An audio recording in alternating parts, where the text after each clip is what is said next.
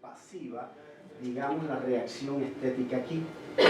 Entonces podríamos diseccionarnos, ¿no? Decir, entonces la estética, no es la estética lo que mueve a la pava. Podríamos pensar así, pero podríamos pensar también al revés. ¿Y no será que lo estético en el ser humano también está asociado a la vida? Al revés, es decir, no que la pava no contempla estéticamente como lo hace el ser humano, sino que en el ser humano, en las relaciones estéticas con la realidad, hay algo que vincula esa capacidad humana de juzgar estéticamente al mundo con la vida. Es decir, es hacer al revés.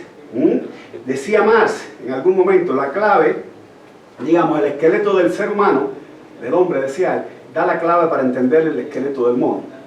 Aquí podríamos decir, la capacidad estética selectiva de la pava real nos da claves interesantes para comprender la estética humana, sin que reduzcamos lo uno al otro.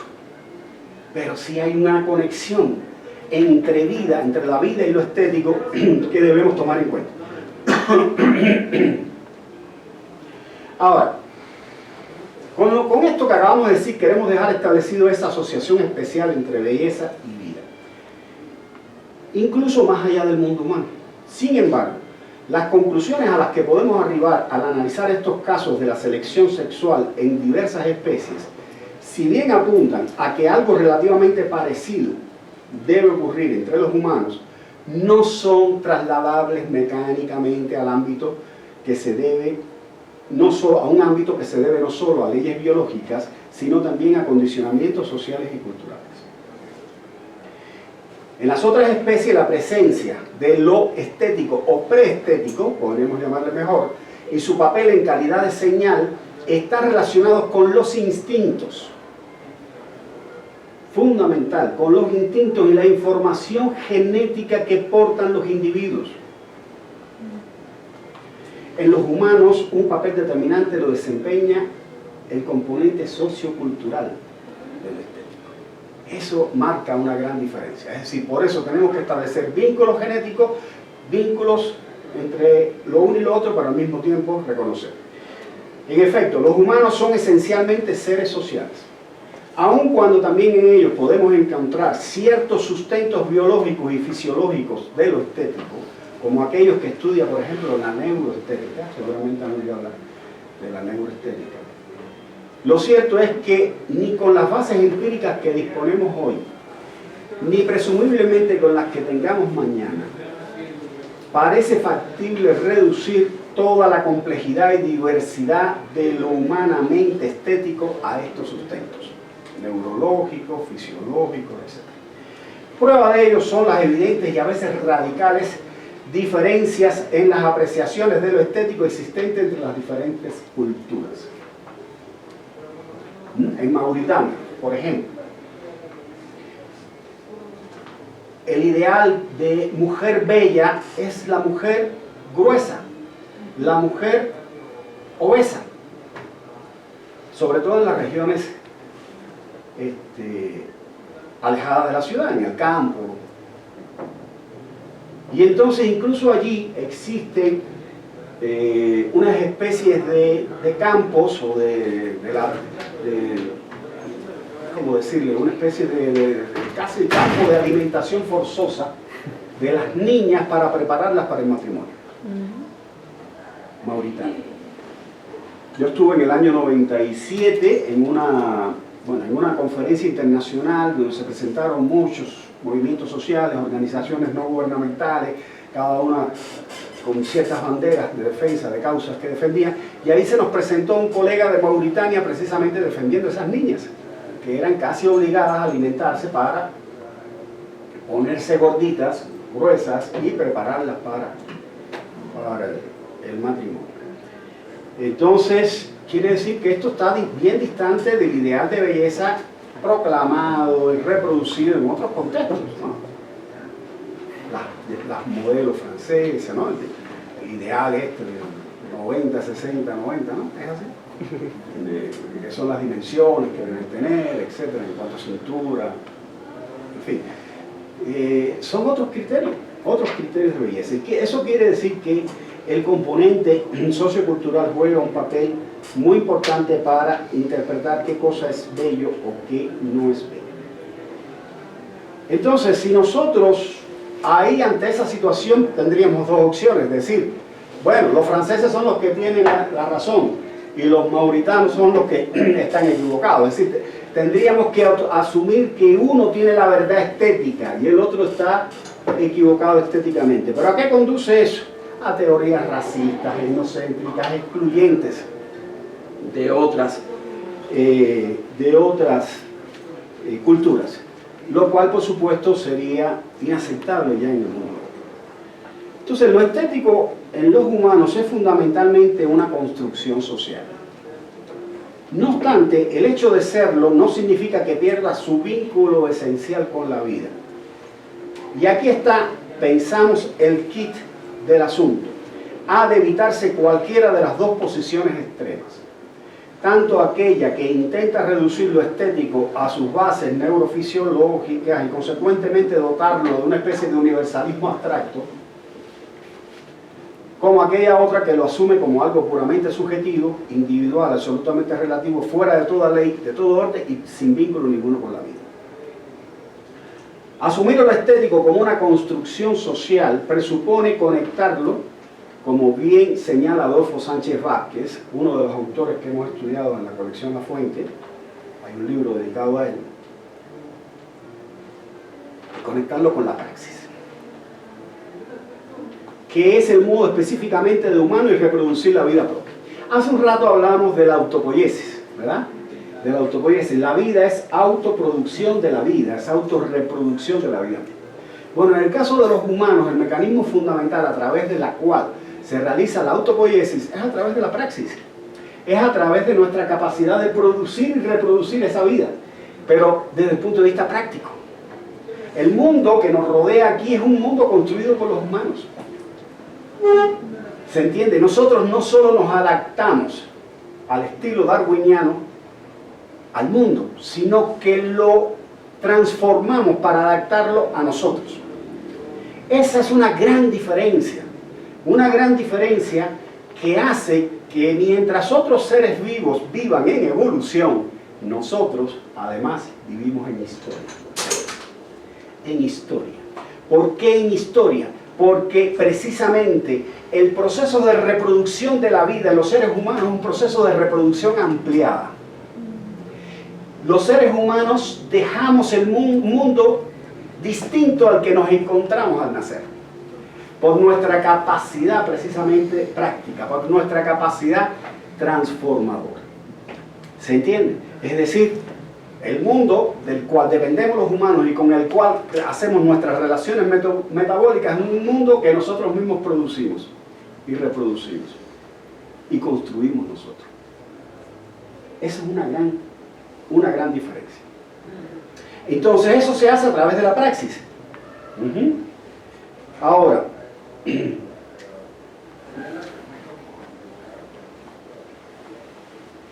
según nos explica Sánchez Vázquez, en este proceso de producción práctica, caracterizada por el trabajo humano, por la elaboración de productos que son necesarios al ser humano, uno de los productos primarios que construyó, fabricó, realizó el ser humano a través de su capacidad práctica fueron las herramientas.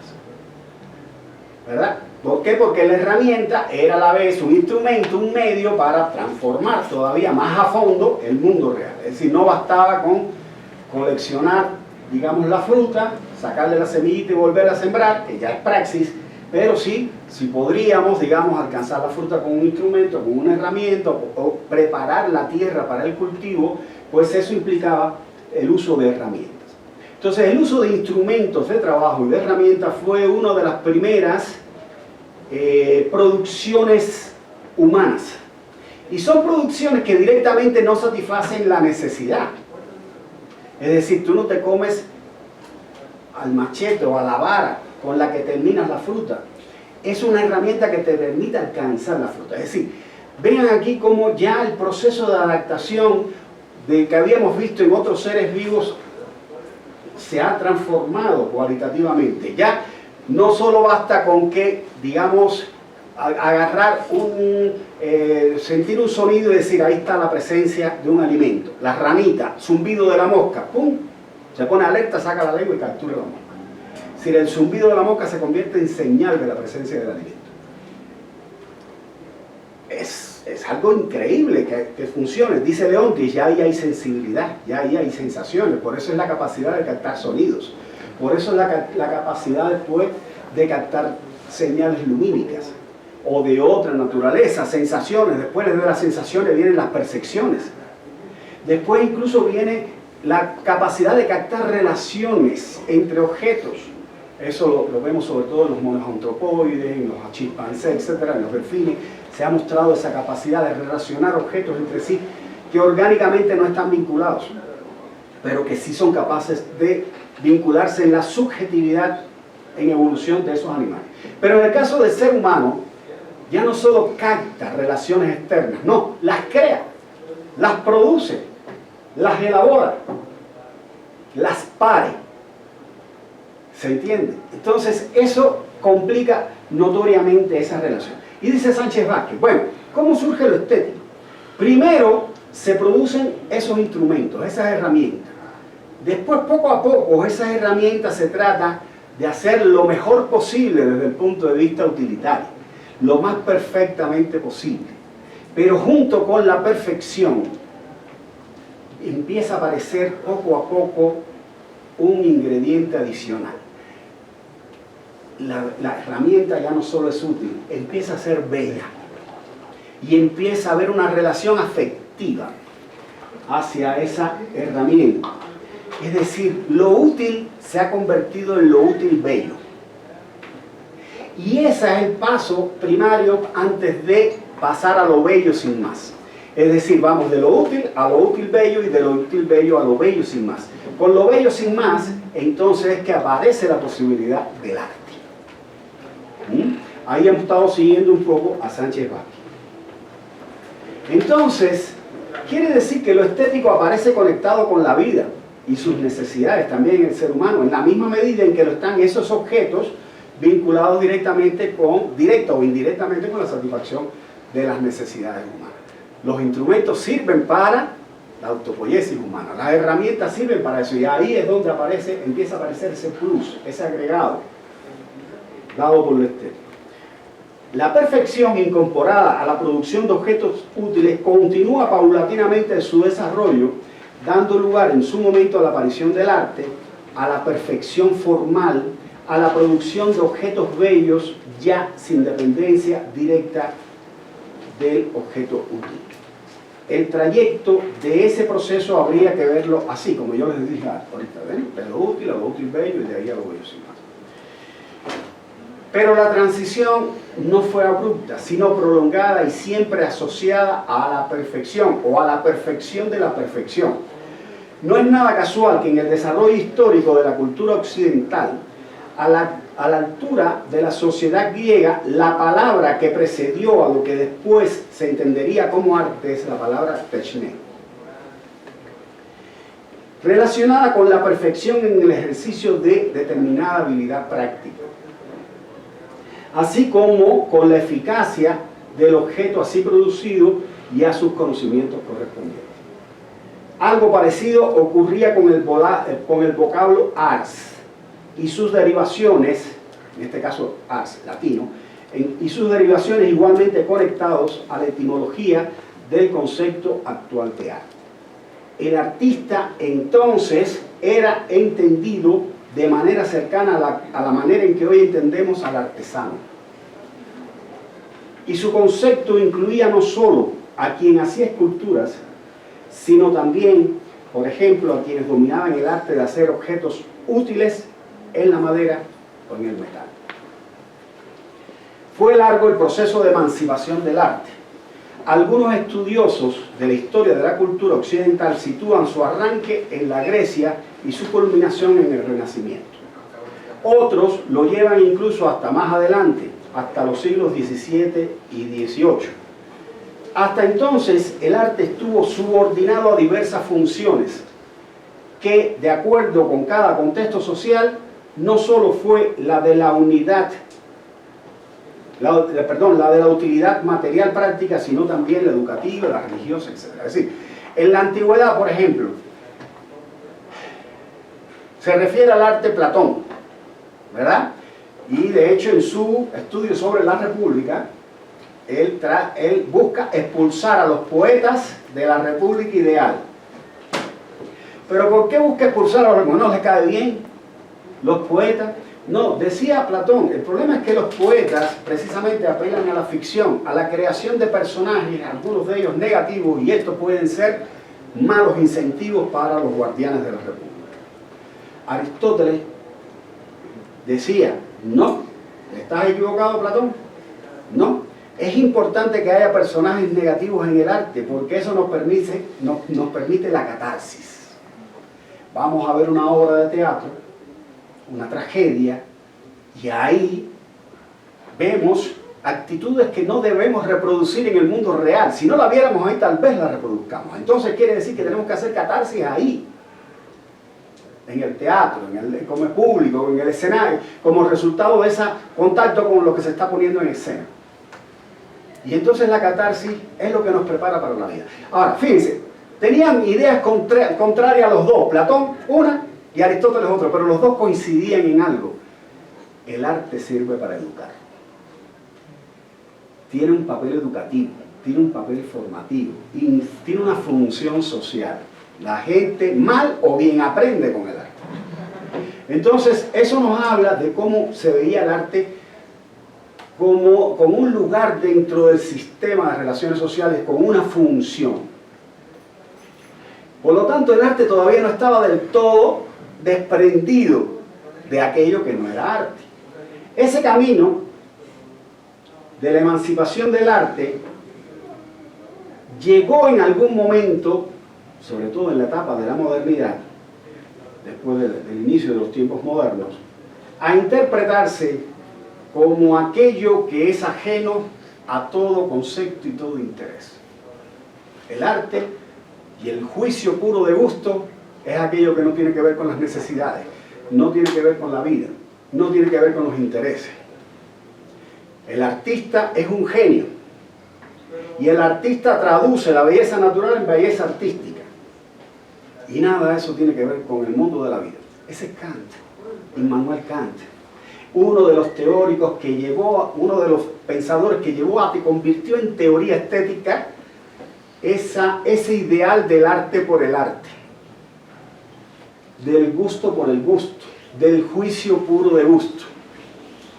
Entonces tenemos que, buscando la emancipación del arte y buscando la emancipación de lo estético, se había llegado más bien a la enajenación del arte y a la enajenación de lo estético en relación con la vida, con el mundo de la vida. Ese era el ideal kantiano, pero podía ser el ideal humano del arte. Realmente lo que debemos hacer con el arte es precisamente hacer un arte que sea puro arte, que no tenga nada que ver con la vida, con los intereses, con el conocimiento, con los conceptos, y el juicio de gusto como juicio puro de gusto universal en sí mismo. Bien, tal vez el último gran defensor teórico de estas ideas fue el influyente crítico norteamericano Clement Greenberg. Greenberg concebía el expresionismo abstracto como la forma suprema de arte, precisamente porque es pura forma, porque es pura abstracción, porque no hay en ella nada concreto, no hay vínculo con la vida. Greenberg, norteamericano, vivió en la época del esplendor del expresionismo abstracto en Estados Unidos, y que lo veía como forma suprema del arte, mencionaba que todo aquel arte que tuviera que ver con el mundo de la vida y las cosas de la vida era kitsch. Ese fue el creador de la palabra kitsch, del concepto kitsch. Kitsch, que significa algo así como mal gusto. Eso es kitsch, eso es algo de mal gusto, eso no es arte. Ese fue tal vez el Kant del siglo XX y del siglo XX norteamericano. Aquí podríamos agregar muchas otras cosas que hay alrededor de Clement Greenberg. En primer lugar, Clement Greenberg era el teórico oficial del arte de los Estados Unidos y fue parte de un proyecto financiado por la Central de Inteligencia Norteamericana, que fue un proyecto precisamente para combatir la influencia del arte que venía de Europa Oriental, fundamentalmente de la Unión Soviética. Y por lo tanto, si allá defendían el realismo, aquí teníamos que defender lo abstracto. Todo eso se descubrió después. Todo eso se puso después cuando se hicieron públicos aquel financiamiento que hacía la CIA precisamente a este tipo de política. Entonces Greenberg estaba ahí. Entonces, ¿qué pasa? Ya Greenberg primero había sido descubierto como parte de ese proyecto de la CIA, y en segundo lugar aparece en los años 60 el arte pop en los Estados Unidos. Y el arte pop era la Marilyn Monroe, era Elvis Presley, era la caja de brillo, eran cosas de la sociedad de consumo cotidiana. Entonces, pues Clement Greenberg no tenía otra opción que decir, eso es kitsch. Eso no es arte, eso es kitsch. Pero la historia misma lo apabulló. La realidad cultural, social y artística lo aplastó. Y ahí es donde viene Arthur Danto. Arthur Danto es el filósofo oficial del arte que sustituye a Clement Greenberg cuando ya Clement Greenberg no da más. Es decir, siguió vivo todavía Clement Greenberg, todavía un par de décadas más, pero ya no fue el filósofo del arte influyente que lo había sido en los años 50, en los años 60. ¿Verdad? El descrédito que representó su asociación con la Central de Inteligencia Norteamericana, por un lado, y por otro lado la aparición del arte pop, para el cual no tenía explicación Greenberg, porque eso es lo más alejado posible del arte abstracto, ¿verdad?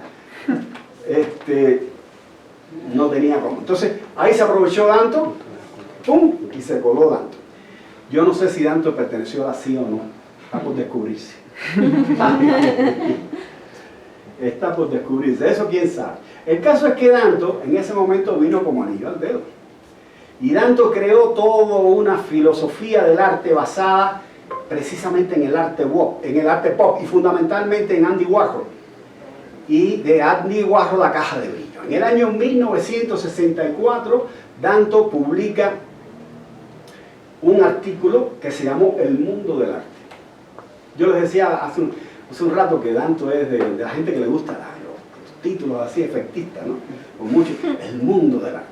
Es el mismo que hablaba del fin del arte y después de que todo es arte, ¿no? Es decir, vean, son todo frases muy... Bueno, el mundo del arte. El mundo del arte fue muy importante, fue un texto muy importante, y hay que decir que es un autor muy interesante, ¿eh? Hay que leerlo, aunque sea para discrepar en algunas cosas de él, pero es muy interesante.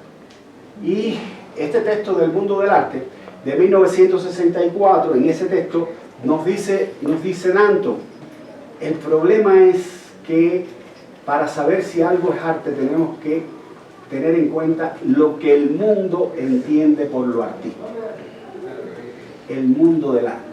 Y decía, Caja de Brillo no podía haber sido concebido como arte un siglo atrás, pero ahora sí, porque Caja de Brillo llega en 1964, después de los Ready Made de Marcel Duchamp de 1917, etc. Por ejemplo, La Fuente, por cierto, nuestra colección lleva ese título, Colección La Fuente, precisamente en honor a La Fuente de Marcel Duchamp, considerada una de las obras más emblemáticas y cambiantes de la historia del arte durante el siglo XX.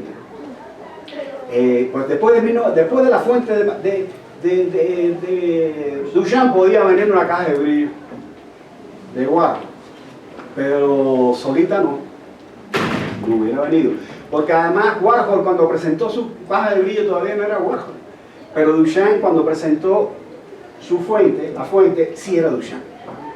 Sí saben, ¿no? La historia. Duchamp la lleva a una exposición de la cual él mismo era jurado, la lleva con un seudónimo, R. Muth, la pone ahí y nadie quería aceptar que eso fuera arte. El único que votó a favor fue él. No la aceptaron. No la aceptaron. Y unos días después él publica un artículo que dice ¿por qué no se acepta como obra de arte la obra del señor R. Muth? Era el mismo, ¿no? R. Muth. Él la eligió, no importa que no la haya hecho él. Recuerden, La Fuente del urinario, ¿no? Ahí está. Es remoto. No importa que no lo haya hecho él la eligió. Ya con eso es suficiente. Bueno, no lo pelaron mucho, en fin, la obra se perdió. Alguien antes de que se perdiera le tomó una fotografía y otro también la compró. La compró y dijo, bueno, vamos a este pobre artista, le remoto, que le llegue algo. $10 por ella, no sé, en fin. Y se la llevó. Pero después no se sabe dónde la metió. El caso es que nunca apareció el original. Y las réplicas que se hicieron y aparecen en diferentes museos se hicieron por la fotografía que quedó.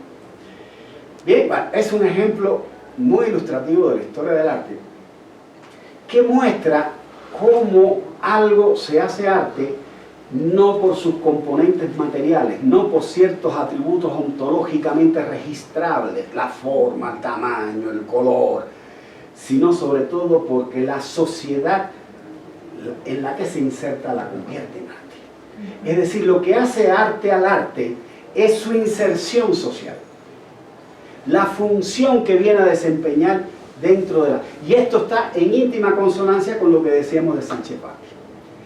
Mediante la praxis, el ser humano transforma la realidad, ¡pum!, y crea objetos. Estos objetos creados son objetos humanizados ya. Es decir, esto no es pura naturaleza, son objetos humanizados, objetos socializados, que una vez nacidos comienzan a ocupar un lugar en el sistema de relaciones sociales y a desempeñar una función en ese sistema de relaciones sociales y a tener una significación para la sociedad, y de ahí viene su valor.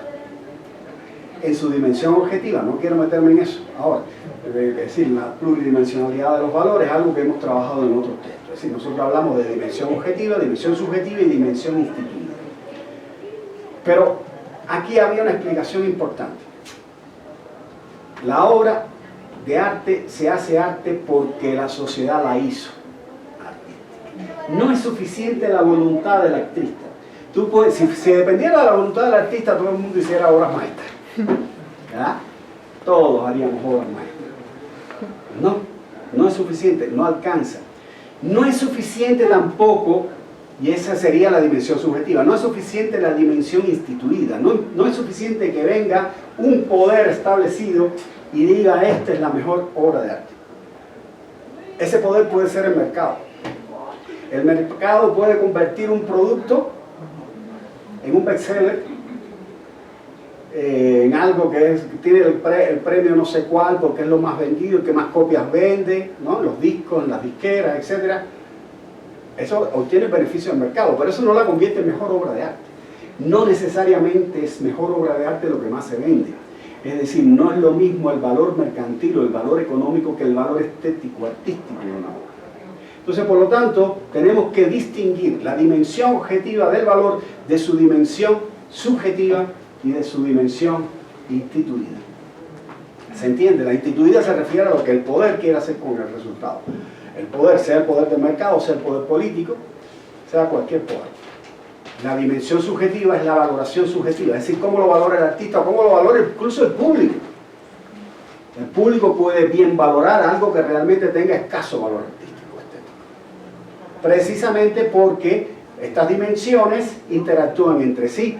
Y la dimensión instituida te puede estar imponiendo un producto cultural, ¿verdad? Dentro de la dimensión instituida vienen los museos, están los premios, están los Óscares, por ejemplo, para el tema de las películas, etc. Entonces, hasta cierto punto está convirtiendo ese valor instituido, está tratando de pasárselo a la subjetividad de la gente. Entonces, muchas veces la subjetividad de la gente responde más que al valor real de la obra, al valor que le llega desde las instituciones, por los discursos, por el poder. ¿Se entiende? Ahí tenemos las tres dimensiones. Pero ¿en qué consiste el valor objetivo? Lo que nosotros llamamos dimensión objetiva del valor. Valor objetivo de la obra. Depende de la incidencia que esa obra tenga en tu subjetividad. Depende del nivel de enriquecimiento que logre en tu vida, en tu humanidad, en tu espiritualidad. Es decir, una obra de arte se convierte en valiosa en un contexto social determinado siempre que tenga un efecto enriquecedor. de la vida, de la humanidad, de la espiritualidad de quien la recibe. ¿Sí? ¿Se entiende? Es decir, es ese crecimiento espiritual el indicador y el criterio precisamente. Ahora, ese crecimiento, para darse, tiene que tener la complicidad de la subjetividad. Porque donde se realiza ese valor es en la subjetividad del receptor, les decía hace un rato. Y por lo tanto, si el receptor no quiere la obra, no gusta, no va al cine o no va al teatro, o no escucha la música, la potencialidad valiosa de esa obra no llega a realizarse socialmente. Y tiene que haber una subjetividad capaz de captarla, que sea sensible. ¿Se entiende? Es decir, para que un valor se convierta, valor estético, se convierta en valor real, tiene que haber la complicidad de la dimensión subjetiva, de las otras dos dimensiones. Y tiene que haber la complicidad también de la dimensión instituida, porque de alguna manera la dimensión instituida es la que pone en contacto a la subjetividad con la obra. Es la que promueve, la que hace la cartelera, la que construye escuelas de arte, facultades de arte. Entonces ahí tiene que haber una combinación. Y eso generalmente es una tensión. Es decir, una relación tensa entre esas tres dimensiones. Bueno, aquí ya me perdí de lo que iba diciendo. Bueno, en caso, lo voy a seguir hablando un poco más de esto y ya pasamos a dialogar. Entonces, ahí tenemos que el valor del arte y el valor estético tiene un vínculo con la vida, pero cada vez aparentemente ese vínculo se distancia más. Y eso lleva a la idea de que el arte pues, puede ser arte por él. Esa fue la idea, digamos, de finales del siglo XVIII, fue de 1790, el libro de Immanuel Kant, y esas ideas predominaron durante todo este tiempo, siglo XIX y aún más allá de él. Esto hace que muchos teóricos hayan olvidado ese vínculo entre arte y vida. Y entre ellos está este autor del que hemos hablado, que se llama Arthur Danto. Danto escribe varios libros interesantes, y entre ellos escribe uno que se llama Después del fin del arte. Y es en ese libro donde él trata de demostrar la idea de que, bueno, en ese y en otros, pero sobre todo en ese, de que en principio cualquier cosa puede ser arte en el mundo de hoy. Y utiliza precisamente caja de brillo, es decir, el hecho real de que objetos ordinarios se conviertan en obras artísticas, como este que les hablamos, de La Fuente, de Marcel Duchamp, caja de brillo, es utilizado como argumento para decir que cualquier cosa puede ser arte. Él escribe varios lugares, varios textos. Hay uno que se llama La transfiguración del lugar común. Es decir, cómo puede ser algo común convertirse en obra de arte. Y bueno, su conclusión es esta. Cualquier cosa puede ser arte. Y nosotros le preguntaríamos a Danto, ¿realmente todo puede ser arte? Cualquier cosa puede ser arte. Si admitimos con él que cualquier cosa puede serlo, entonces también podría serlo todo aquello que directamente implique una finalidad inhumana. Con lo cual se estaría legitimando acciones francamente antivaliosas por la carga axiológicamente positiva que semánticamente entraña la palabra arte. La palabra arte tiene una historia semántica que lo asocia a algo positivo, a algo que debe existir, a algo que hay que resguardar, algo que hay que proteger, algo que hay que cuidar y enaltecer. Lo mismo cuando se utiliza para un objeto construido que cuando se utiliza para quien lo creó, cuando se le llama artista. Entonces, al margen de muchas otras consideraciones,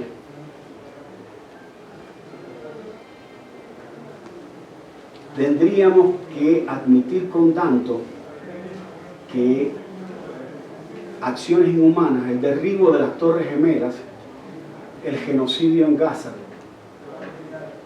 o cualquiera de estos fenómenos podría considerarse artístico. Todo puede ser arte. Susan Sontag, esa estudiosa de la fotografía, refiriéndose a las torturas de las cárceles de Abu Ghraib, recuerden, después de la guerra infinita contra el terrorismo, aquellas cárceles donde venían las torturas, decía: yo no puedo abstraerme al ver las fotos de aquellas torturas. No puedo abstraer en mi cabeza la idea del regocijo con el que se está apretando el obturador. No podría jamás calificar esas fotos como artísticas, porque iban contra la vida humana, iban contra la dignidad del ser humano. Bueno, eso estamos hablando de fotos. Mucho menos podríamos hablar de obra artística, el derribo de las Torres Gemelas o la imagen de las torres, el derribo de esas torres. Eso no quiere decir que no podamos convertir en arte representaciones pictóricas, escultóricas, etcétera, de esos genocidios, porque además pueden cumplir una función social positiva de denuncia. El Guernica de Picasso. Ahí sí hay arte, pero ahí no hay muerte, ahí hay denuncia de la muerte. Entonces, lo que no podríamos es reconocer como artístico aquello que vaya contra la vida, que vaya contra la dignidad de la vida, porque sería legitimarlo. Hablar de un valor estético directamente de la tortura, o de la muerte, o del asesinato, o del genocidio, sería ser cómplices precisamente de eso. Por lo tanto, no todo puede ser arte. Hay un límite axiológico para lo que podamos calificar como arte. Uno, podrán haber otros, podríamos pensar en otros, pero al menos ese es uno que tendríamos que oponerle a la idea de que todo puede ser arte. Por eso nosotros defendemos una estética apegada a la vida. Es lo que, como calificamos esto, apegada a la vida. Una estética para la cual nada humano deba serle ajeno. Una estética comprometida con la vida, no una estética que refuerce la idea del arte por el arte o del juicio puro de gusto, sino una estética que luche precisamente por los mejores valores de la humanidad. Bueno, hasta ahí. Por ahí va.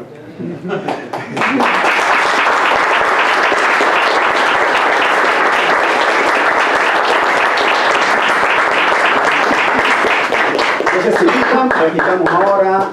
Sí, justamente, bueno, algún comentario, alguna inquietud que tengan de comentar con el doctor. Yo tengo muchas. Quiero toda para ti, ¿no? Bueno, justamente la pregunta de si todo puede ser arte y que la respuesta es con relación a este vínculo que debe tener el producto artístico con la vida y con los valores que alimentan el espíritu, tiene necesariamente una asociación con la experiencia estética. Es decir, incluso, y bueno, en el campo de la música se dan casos de compositores que incluso un artista como Schoenberg renuncia al gusto del generalizado, ¿no? Y él escribe su obra incluso pensando en que es para él, y no está esperando que sea apreciada por quien la escuche, ¿no? Pero no deja de ser una obra artística, supongo. Entonces, igual un artista como John Cage, cuando expone su pieza 33, donde lo que presenta más es un concepto que un fenómeno musical, ¿no? Un concepto donde el silencio es un elemento importante dentro de la música y que en ese silencio se generan otro tipo de sonidos del público, del exterior, y que eso conforma, digamos,